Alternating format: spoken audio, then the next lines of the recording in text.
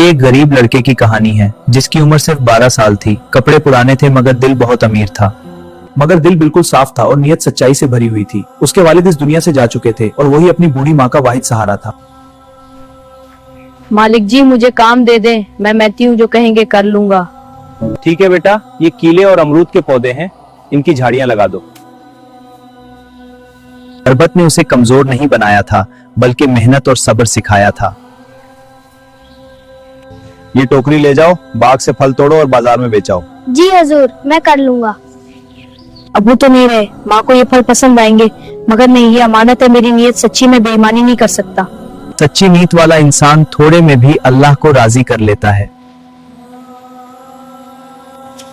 चाचा कुछ पैसे ज्यादा हो गए। बेटा तुम वाकई बहुत ईमानदार हो, आज से तुम यही काम करोगे। जी जरूर। माँ ये ले लो। बेटा तुमने अपने बाप का सर फखर से बुलंद कर दिया, अल्लाह तुम्हें हमेशा कामयाब करे। दोस्तों, ये कहानी हमें सिखाती है कि नीयत अगर सच्ची हो तो अल्लाह रास्ते खुद बना देता है। उम्मीद है कि आज की उर्दू स्टोरी आप दोस्तों को जरूर पसंद आई होगी। नेक्स्ट ऐसी वीडियोस के लिए हमारे YouTube चैनल को सब्सक्राइब करें। चैनल पर नए हो तो बेल आइकन दबाएं, वीडियो को लाइक, शेयर और कमेंट जरूर करें।